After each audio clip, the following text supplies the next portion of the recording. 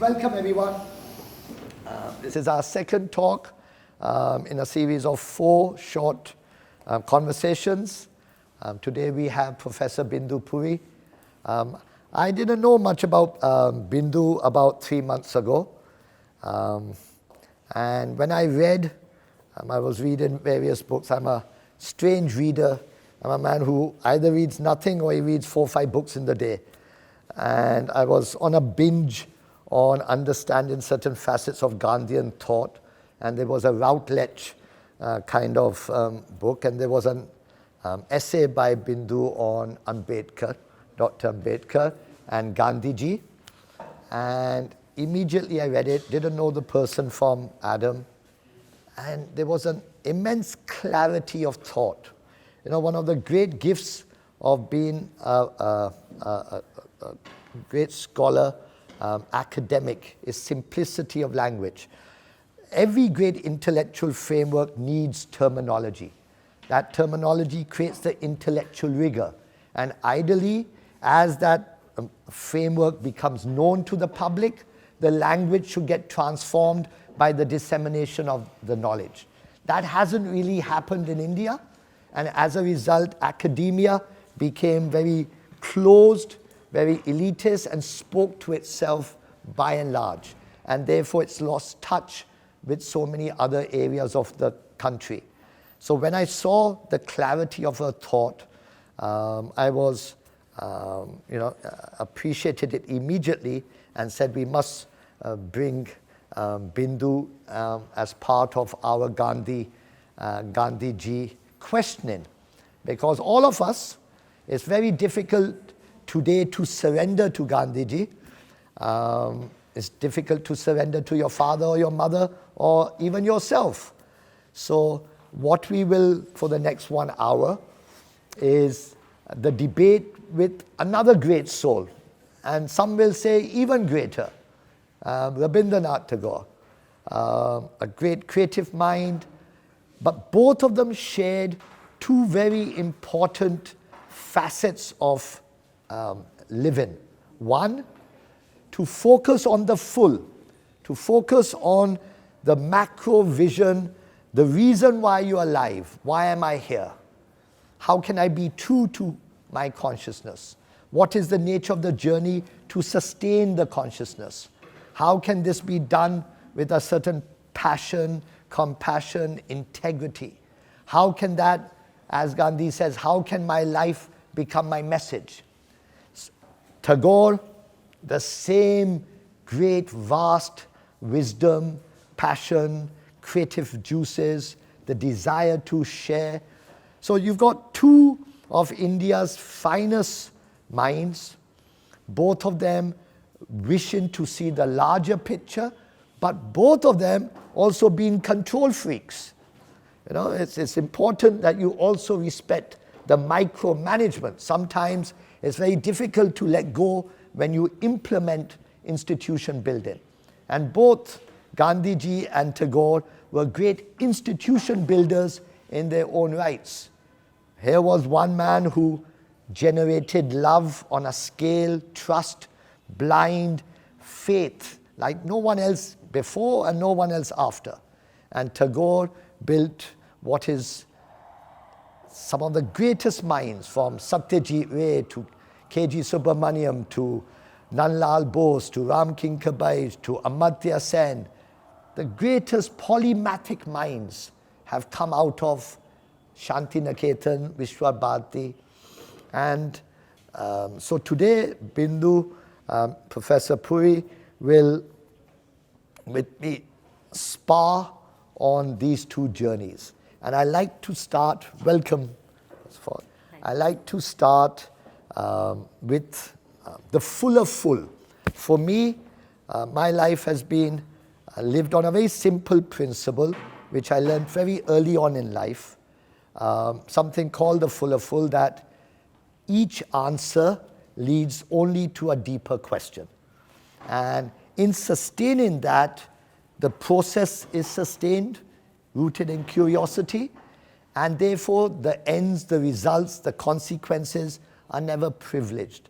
How did both Gandhiji and Tagore, in your mind, sustain that kind of energy and that kind of process? Well, they were different, kind of quests that they were on. So Gandhi ji was interested in truth. So the whole journey was experiments with truth. And you can imagine truth is not just truth speaking, it's also the telos of life, the end. So it's functioning in a dual way. Truth is both a virtue as well as the end of the moral life. And if your life is a quest for truth, then you can understand there would be no end to it, and there would always be questions. And the whole of life was integrated around that quest. So in that sense, Gandhiji was not a modern. There was no distinction between moral, religious, political, economic pursuit. Everything was integrated around the search for truth. So you couldn't say that in my professional life I'm going to do this, but as a personal man or in the family, I'm actually a person who's interested in the truth. So I think that the picture of the whole was coming from this pursuit of the truth. And very interestingly, he was very influenced by the Nishkam Karma of the Gita. So that gave him the message of present-centered action, which really contributed to the search for truth. He was never looking, though he was, after all, he was pursuing goals like Swaraj, but he was never pursuing them to the exclusion of absorption in the action at that moment. And it's a very important point where the concept of the present in Gandhiji's morality, why the future is never privileged, is because he feels that in the future there's a potential of violence. And because I cannot have that violence, the future cannot become a deciding force in my morality. And as a result, he had nothing to do with politics on that level, because politics is all policy-driven agendas. You have a policy to achieve that. Whether you achieve it or not is another issue. So there is this inherent conflict between part of being a political being but not being part of politics. And that is linked to the being in the present moment, having the concept that you have charge of your concept of non-violence. And as a result, there was always this struggle in his perception with the world. That's very interesting what Neville just said about the future. So most of us look at the future as if that can justify what we are doing in the present. But for Gandhi, that was simply not available.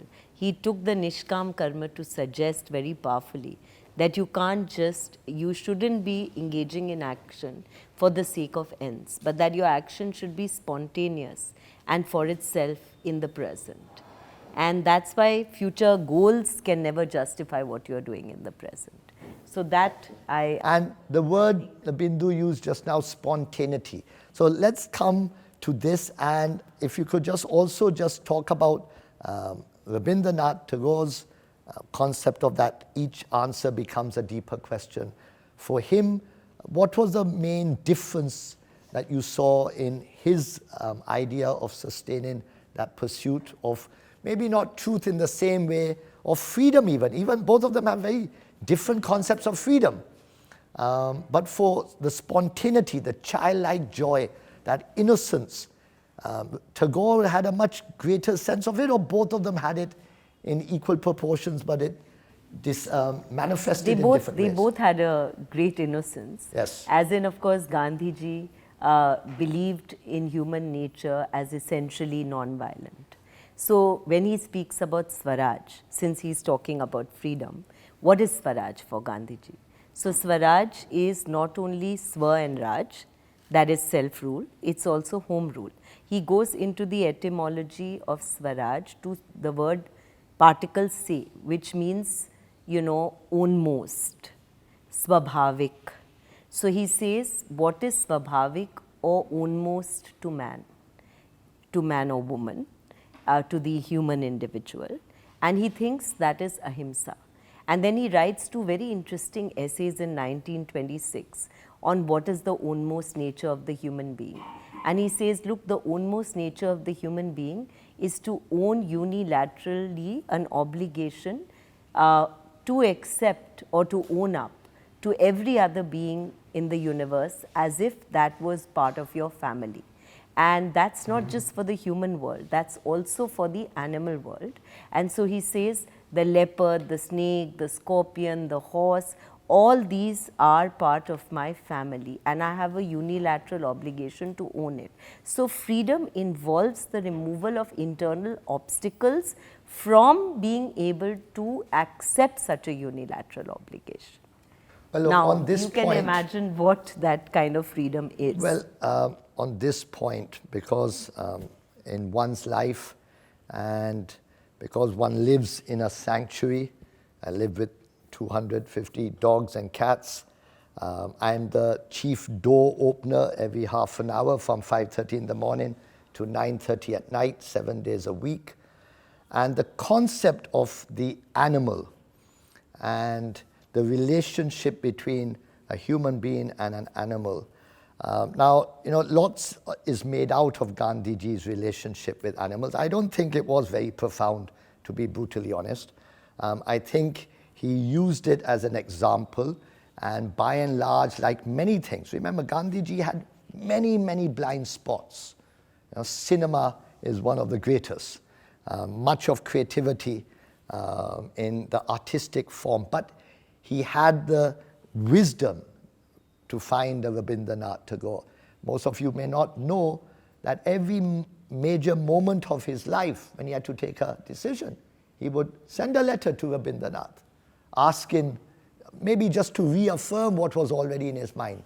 No, asking for criticism actually. Absolutely. He would say, I haven't heard anything critical from you, and are you getting it published? If not, I will get it published. Please send it to me. And always he said that frank criticism doesn't break our friendship, it actually improves our friendship. It's very fascinating. We don't think about life like that anymore. Absolutely. And that critical... Or being friends with those who disagree from us. We actually we are so egoistic about our ideas that we don't welcome opposition to our ideas. But Gandhi Tagore, 26 years of friendship while debating each other. But let's go deeper into this friendship. And you know of the kind of differences they had on concept of freedom. If we could just sort of go a bit deeper on that, where lied, in your view, the main differences? One was loved the world, had a very different concept of nationalism. Both of them actually were not great nationalists if you look at it in the true philosophical sense. And yet Gandhiji's concept of freedom was very differently grounded in a religious morality of a certain kind. Could you just clarify in more philosophical terms the difference, please? So I had just spoken about Gandhiji's concept of freedom. It involved not only freedom from colonialism, but freedom from internal obstacles that prevent you from becoming properly human, and therefore self-rule and home rule. Now, self-rule is a kind of self-restraint which allows you to be properly human. Why should you be properly human? Because you are the pratibimb of God, according to him. And therefore, you should own up to this unilateral obligation of owning kinship with everybody. This self-rule won't happen overnight. He was a very practical person. So he spoke of following this yam niyam, which he took from the Yoga Sutra, satya, ahimsa, astya, parigraha, and so on. Included over there was bread labor. You had to work with your hands, where this whole spinning mantra came, spin for Swaraj. Look at that. So Tagore got very disturbed with all this. He said, I'm a poet and I can spin poems. Of your yarn, what a mess I'll make. But Gandhiji said, even the poet must spin. And what was the reason? He gave him an argument that, so long as we are a body and we occupy space on earth, we have an obligation to do things for our body. So we need to work with our hands, and that is bread labor. So this is the kind of, Gandhian concept of freedom. Now what about Tagore? he is very critical of this idea of uncritical obedience, unquestioning obedience, mantras that Gandhiji is giving, spinning for Swaraj, follow the yam niyam, and you'll sort of grow into this freedom. Tagore felt, close in a sense to the Enlightenment tradition with the idea of freedom to reason. Though not his, I will just say why it wasn't really a Kantian conception. He felt the significant sense of freedom is for the individual to be free to decide what is a good reason to do something or not to do something. And since he really respected the individual and uniquely particular individual, so he said the vocation of the human being is to be able to be present in all his or her uniqueness. So he did not accept any universal concept of reason. There was no commitment to a Kantian kind of categorical imperative. But at the same time, he felt that it was very important to be free to find out what is a good reason for doing something or not doing something. And he felt this collective, the whole idea of collective rule following, unquestioned obedience, all this was inimical to individual freedom. So there you have it, two very different concepts of freedom. Let's, concept of the body, earlier when you were describing Gandhiji's body. Now, in most Western frameworks, the body and the mind have a certain duality. And that duality is fused very much so in much of Gandhian thought, that you can't really separate the action in that sense. Could you clarify how did he differ? Well, I think it's very interesting. He thinks the material and the, spiritual are linked up. So he actually thinks that even the body is linked up with whatever's happening in the natural world. That's what he says about the earthquake that takes place in Bihar, and has a debate with Tagore about it. He thinks that events that are happening in your body and mind can actually change the whole cosmos. And about the body, he thinks it's a seat of this soul and the Atma, and therefore it should be pure. And I think that comes from the yoga. And therefore he thinks about the yam niyam from the yoga, and he thinks that this is just the way to purify the body so that the soul can shine forth, basically.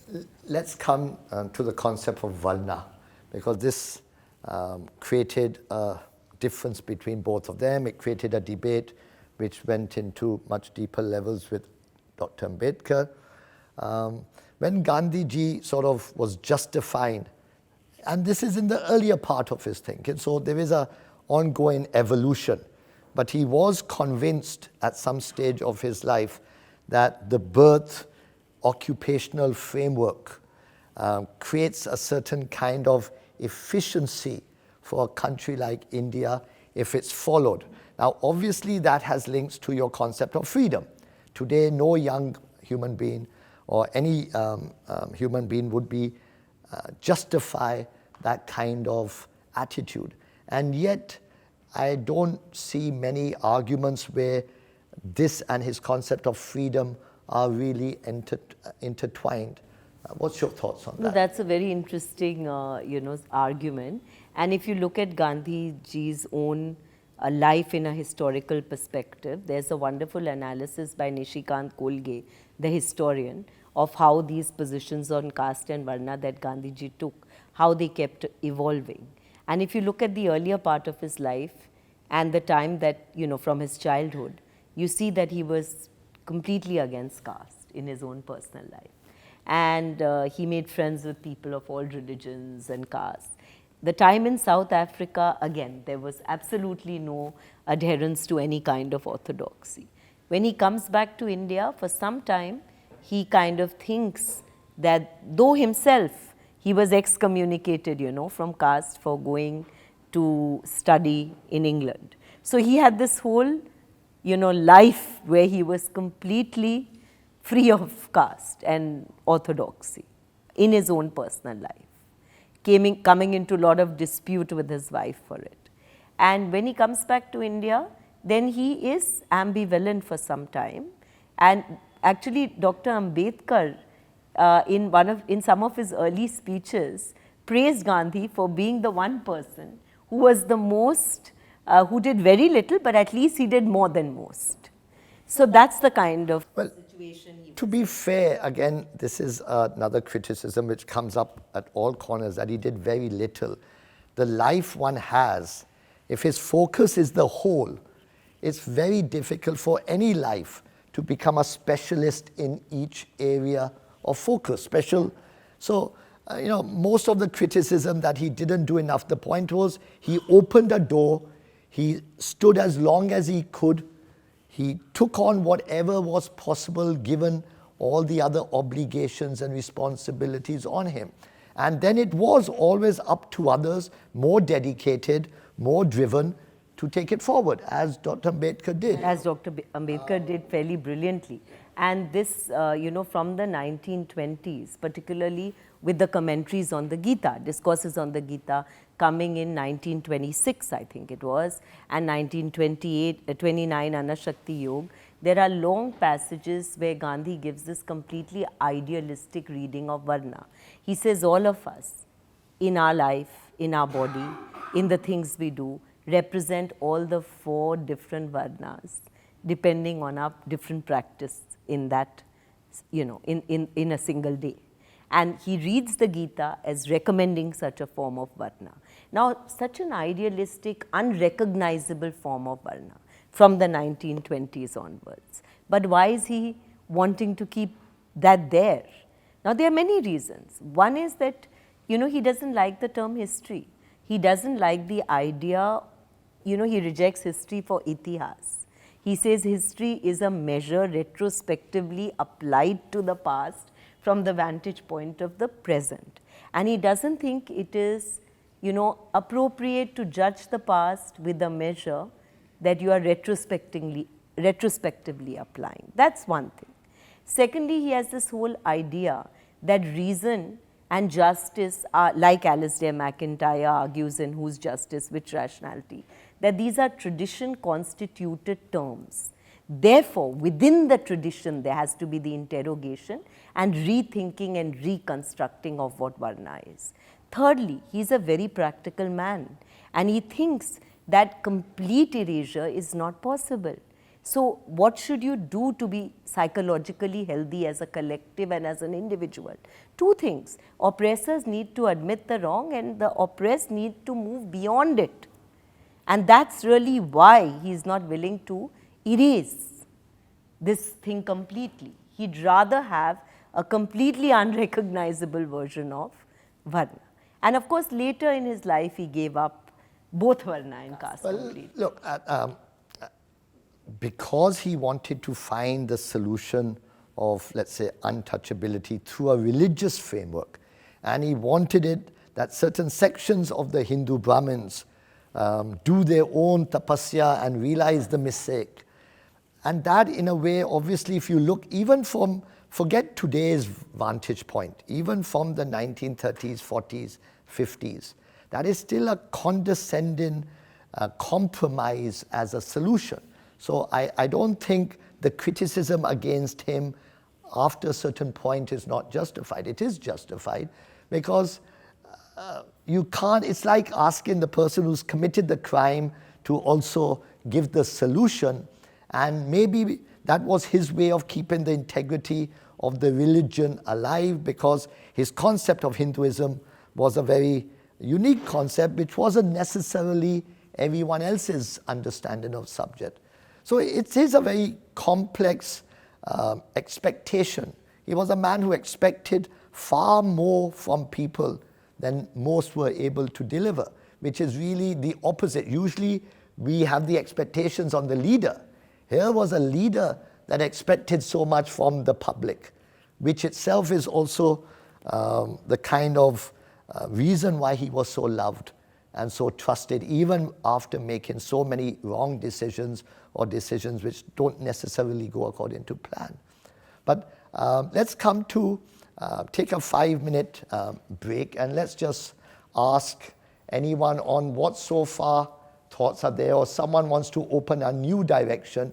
Any questions before we come back to our flow? There's a gentleman who's put up his hand. Hanji, boliye. Otsukuri, taking from your doctoral thesis, the conception of Gandhi's morality, would you like to share with us the stark difference between moralities of Gandhi and Tagore, and especially with Tuli, which works on art and media, especially when there are gatekeepers around the art work, what to speak, what not to speak. So coming from these two big leaders, how will you contextualize this debate? The debate on art, on morality on art. Well, I think what's really interesting in the context of art is that Tagore and Gandhi are one of the very important differences, and in this I had a very interesting exchange with Richard Sorabji, who is Oxford-based Aristotelian scholar, that Tagore made so much room for creativity, which Gandhi could not really do. And it's very interesting that he had the concept of the surplus. I don't know if any of you is familiar, but Tagore had this beautiful notion of the surplus in human nature. He said every human being has a huge plenty within, which is far in excess of what you need for your physical survival. And it is there that religion, morality, art lie. So for Tagore, you know, for instance, he wrote the Gitanjali around the same time as he wrote Sadhana. And so the creative, you know, poetry was linked up with the as songs of devotion with all the prose essays in sadhana. So morality and art are kind of together. Look at Autumn Festival, Rin Shodh, which speaks about nature discharging its debt to human beings and how human beings can discharge the debt by taking joy in the festivals. Nature's festivals are our own holidays. So in that sense, religion and morality rest in creativity and are very strongly linked with art. To the point of surplus, one's concept of surplus was radically different. When I bought a cinema called Minerva. I bought Minerva to build India's first bibliothèque. Minerva's on Leamington Road. It was where Sholay rang for 7 years. And I've always thought that why our public does not enter galleries, museums, archives, libraries, places where there is intellectual, artistic discourse. I asked Mangal Singh, who was my चौकीदार, आप खड़े रहो gate पे और गिनो कितने लोग हर घंटे pass the gate. And I want to, how many women, how many men, how many children, how many, etc. Tell me per hour. I understood one thing about surplus, which is radically different that day, or near that day. More than 600, 700 million Indians do not have the energy beyond the basic physical survival to have a mental dialogue with that object. This is a mental dialogue. That mental dialogue does not occur not because there is a lack of intelligence or curiosity or hamdardi, but because physically they are so weak that they cannot stand in front of it and sustain that dialogue.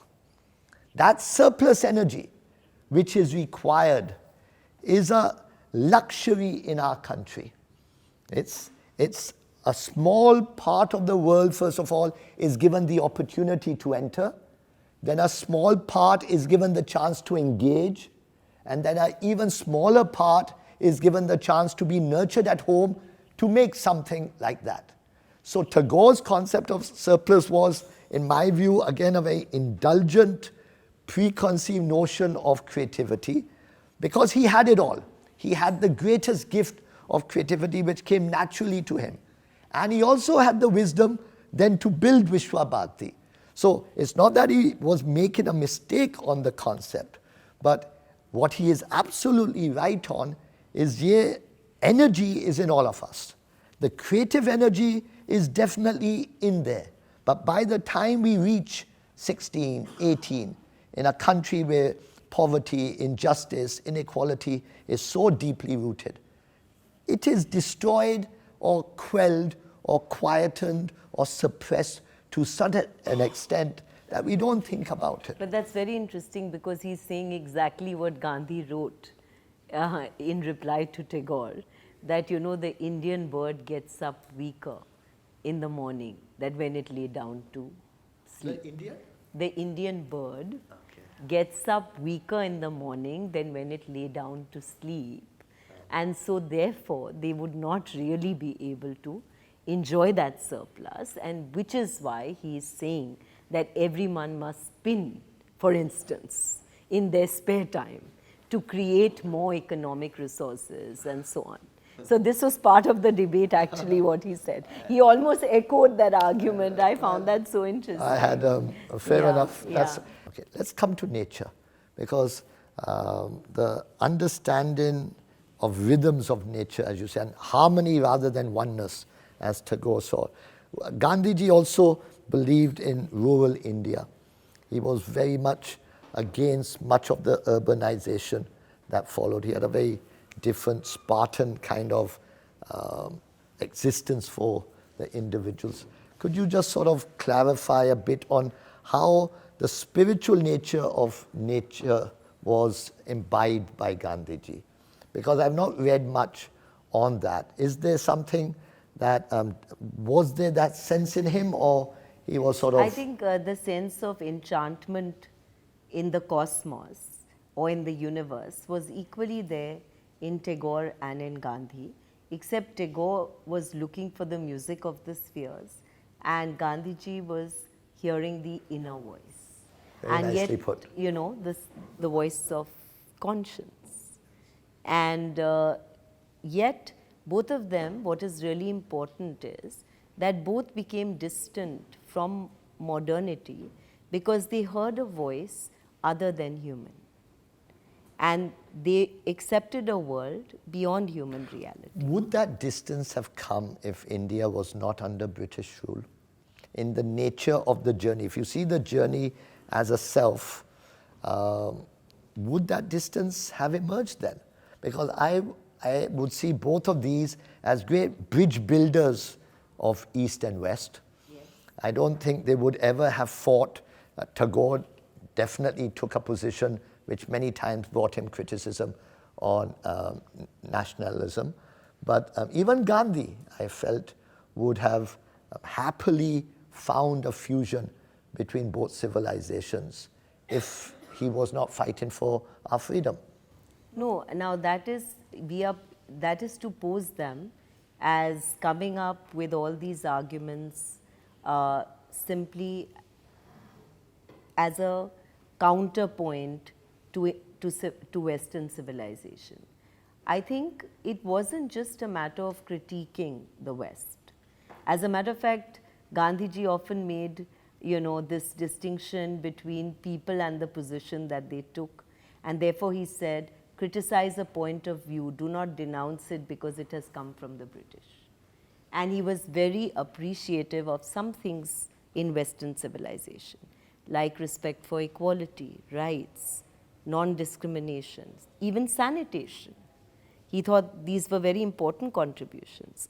And Tagore, of course, like I just now said, his concept of freedom, influenced by the Enlightenment, he had read Kant as well. And he believed that freedom involves this freedom to respond to individual reasons that present themselves to us. So I don't think they were simply going back to Indian civilization as a kind of counterpoint to the West, but rather that they felt that every civilization has to create its political institutions in line with its own genius. I never said that. I simply said that if we had not been part of an empire, anyway, it's not that relevant a track to take, but let's move on to clarifying about the nature of the educational kind of policies that both of them had. Obviously, Tagore created an institution that was rooted in the respect for nature, respect for originality of the individual mind, respect for traditions, and the fusion of these three forces. Gandhiji's concept of education was never really clarified in a systematic way. What do you think his kind of university framework would look like if he was given that, if he were to put together his principles? Was it something that really he thought about? Was it something he gave time and attention to, or it wasn't really a concern? I think Tagore gave a lot of attention to the university. So I don't know if many of the, of the audience would even know that Tagore actually thought the sanction for peace for people in the world was not an international organization, but it was really the university. The university was the sanction for peace. Because when you meet people, when you live with people, if it is an intercultural, interreligious, international space, according to Tagore, then you really know them and you come to understand their cultures. And then the differences between people do not scare you. You begin, they become interesting if you live together, eat together, and so on. So Tagore really thought the university, the international university, was the sanction for peace. And he had very well-defined ideas of what should be the goals of education, the values of education, like compassion, sympathy, integrity with nature, and so on. And, the living presence of the teacher. Now, he spends a long time talking about the role of the teacher. So the teacher is to spend time with the students, live with the students together. So he said something which we should take from our ancient system of education was this whole idea of the students living with the teacher. Why was that there? Because the teacher is not just someone who guides you, to study, but also becomes like somebody you learn many other things from. So that was very important to him in school education. Second, very important thing was closeness to nature. So he felt schools couldn't just be big buildings. They had to be, in the center of like a natural surrounding. Maybe outside big towns, there should be space for schools. Why? Because he felt that being in a natural surrounding creates a vastness of mind. It helps you to transcend the narrow limitations of your empirical existence. It helps you to expand your vision and your consciousness. It makes you more sympathetic, not only with other human beings, but with all of your natural surroundings. So this is the way in which Tagore thought about education. But that also, just while you're on that point, it also led to a distance from the urban modern energies and slowly to the fossilization of much that was in Shantiniketan and Vishwabharati over time. When Tagore passes away, Nandlal Bose passes away, I'm talking specifically, let's say, even though many great minds followed from Ram Kinkar, Binod Bihari, K.G. Subramaniam, Jogen Chaudhary, Somnath Aur, Sanatkar, and so on. But the energy of the student, the energy of the pedagogy definitely loses a bit of relevance because of the lack of connection with the, so you need that balance between the rural and the urban sensibilities. And it's like all the great universities in the world, the Oxford and Cambridges, have their own little world, they have their lovely gardens, and they also do have that interaction with London. They also do have that interaction with the politics of the day, with the business of the day, with the creative energies of the day. That's somewhere along the line, because India's infrastructure for education was weaker, we probably could not sustain, or don't you think that's very important? No, I think that's also because institution building in India is a problem. I mean, if you look at the already existent university structures, are they really doing as well as they were? And do we really have space for the autonomous university? And how much space do we have? So I wouldn't say that that was the weakness of Tagore's conception of the international university, but more the weakness of will in being able to sustain, such a university in governments. It's a very wonderful conception, perhaps the best conception, as if we think of the university as a sanction for peace. And it was connected with a lot of, he actually thought of the university with the students, kind of starting economic ventures, in keeping the surrounding villages in mind. So he had this idea of startup kind of activities, economic ventures that students would, and rural reconstruction. So he did not think of students just reading. There was all these different facets to it.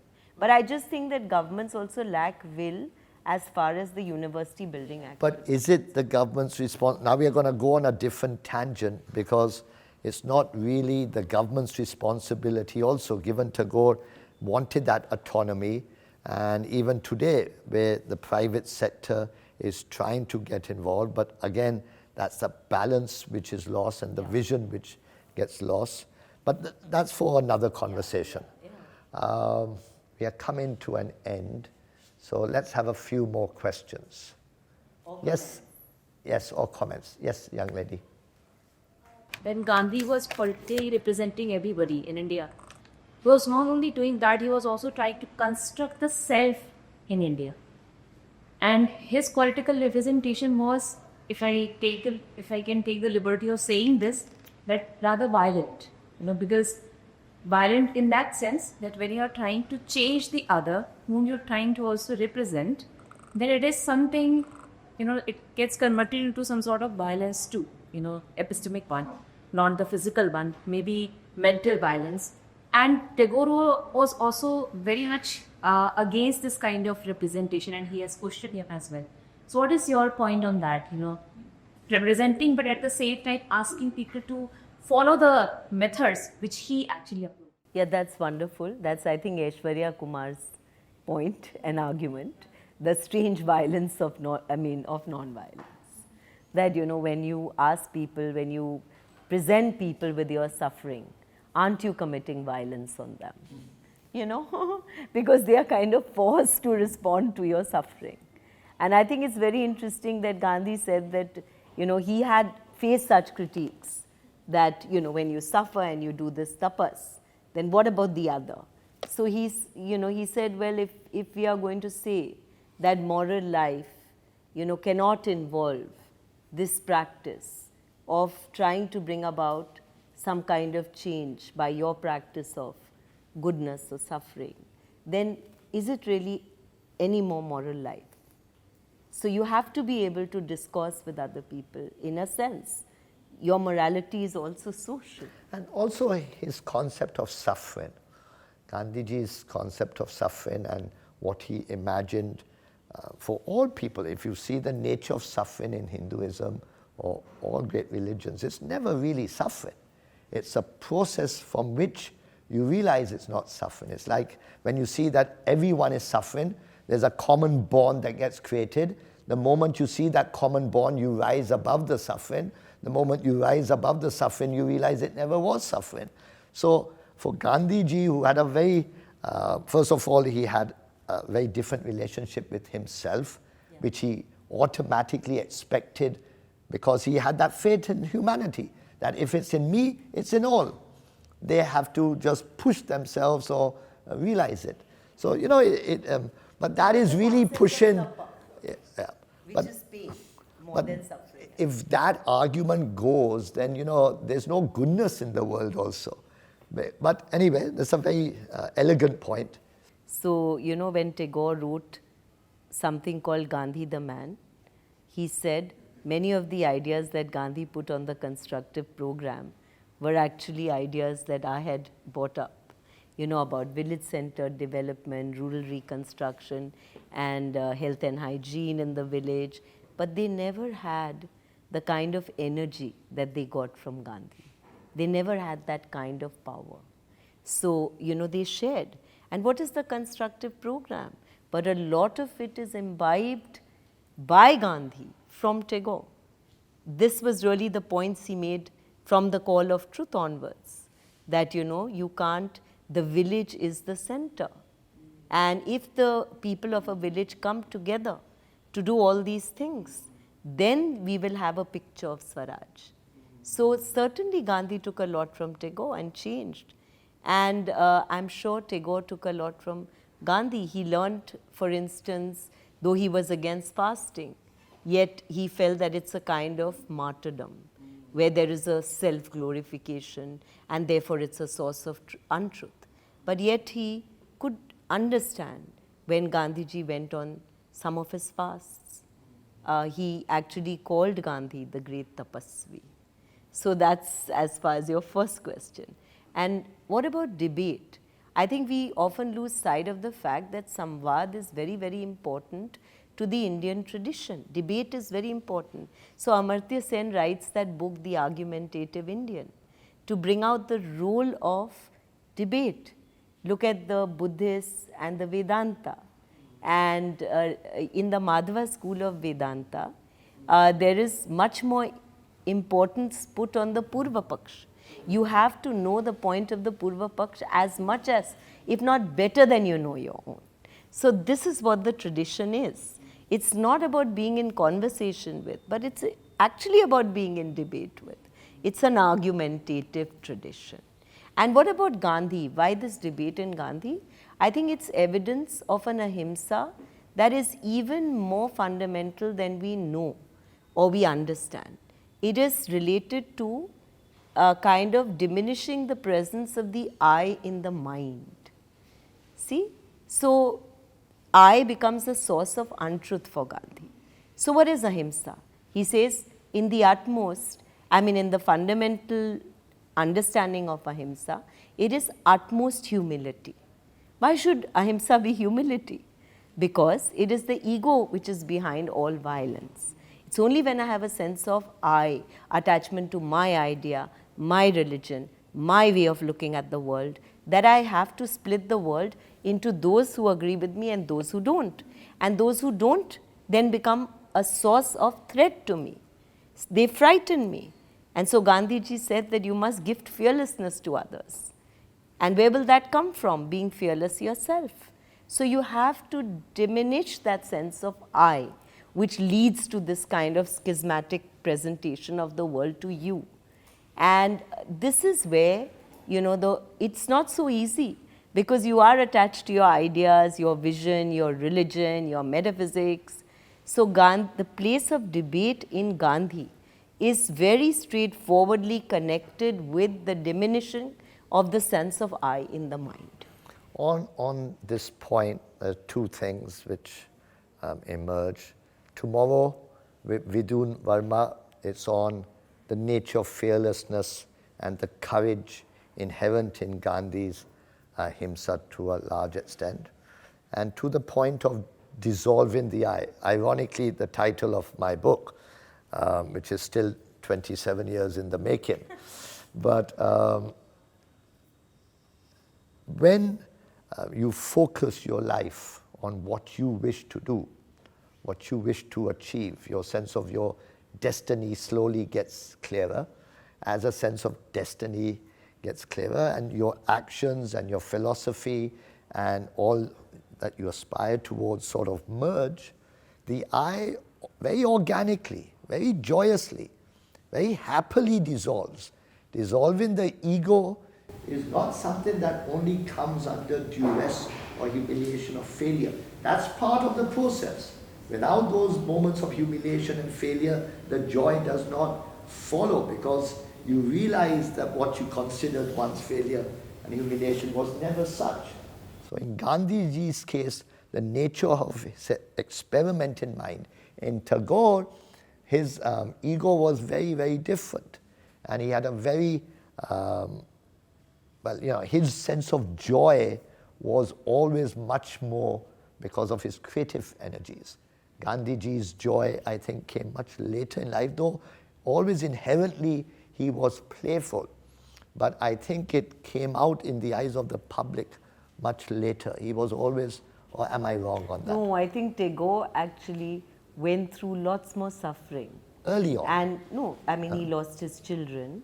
He lost, Kadambari, his sister-in-law, who he was very friendly with. And it gave him a, huge loss. And also his own wife. And yet, I think in all this, he used to like to go away to his estates and be floating on the river. And nature used to kind of give him that kind of It solace. wasn't, you don't think it was his creativity? No, in creativity It was too. linked. They were Creativity too. But I think he himself said that here is Gandhi, this man of asceticism. And look at how many more meaningful relationships he's had with everybody, even with women. So many more friendships than me. And I think that's very interesting, that Gandhiji had that whole sense of laughter, which is what professional Gandhians kind of miss. We just think that I'm not a professional Gandhian, I'm just a scholar, but professional Gandhians make Gandhism. And Gandhi often said there is no ism which is Gandhism. But we've not talked about something that you've just raised, the relationship between Gandhiji and Tagore and women. Yeah. It's something that I have not read much. Why don't you open out a tangent which we might explore one day? No, it's very interesting, I think, because Gandhiji had so many more fulfilling friendships with many women, and Tagore, I found it very interesting what he wrote when he met this Victoria Ocampo, who kind of was like somebody very much in love with him, and yet he was not ready to be committed to her. And then he wrote this wonderful 2 lines: whenever a nest becomes the enemy of the sky, I find my wings and take flight. I think that was so much of Tagore, that this freedom he didn't want to give up ever. So I think that was also responsible for the difficult relationship with his wife, right? So he has written all these letters about how he wished they could share more, as human beings. Very interesting, this little couplet about what he wrote about Ocampo. And though he wrote a lot about her eyes, and yet he found her rivaling the sky. Any comments before we close the day? Yes. We earlier talked about this idea of surplus, and the articulation from here came is that we have to take it in much of a metaphysical sense, understanding it in more metaphysical sense. The question, and very succinct, is does it not lead to a radical dislocation of the source of nourishment, in the sense that another thinker of the contemporary age times, Sri Aurobindo, brings in this point that Gandhi's method of fasting, he really doesn't understand what is this. And he says that the fasting only strengthens the vital, which means it gives more power to your emotional pursuits. Let's say, whatever emotional pursuits, so you make your body suffer, and the concentration may be heightened. Some things is going on there. But at the same time, it also promotes a kind of a dislocation of the source of nourishment, which means a complete wholehearted acceptance of the fact that the acceptance of the body would involve accepting that we derive nourishment from the food, and therefore an understanding of food will change in that sense, how you look at the food. And so Tagore thought that, human nature is dual. There is this, physical, material aspect as much as there is a spiritual aspect. And part of our position in the world is to take joy in it. And very interesting, when they first met in Shantiniketan, they had that was in 1915, and that has inspired. I just saw a Gemini Roy painting over here. There's a mural at Birla House painted by Ram Kirpal Singh. There's a book, in the biography by Shankar Bose, this meeting is described. And Tagore was, living in Shantiniketan, this picture in contrast with his long robes, and Gandhiji took strong exception to the frying of puris. And Tagore said, I have been eating puris all my life and they've done me no harm. So basically, he felt you have to take this joy in life, in food, in life, and that was really the contrast. And of course, Gandhiji thought you are what you eat. And I think now, so many of us do it for different reasons. So we shouldn't just write off Gandhi with his dietic experiments. Any other questions, anyone? Comments? Last? Close in? Anyone? All right. Well, thank you very much, Professor. Most enlightening, wonderful thoughts.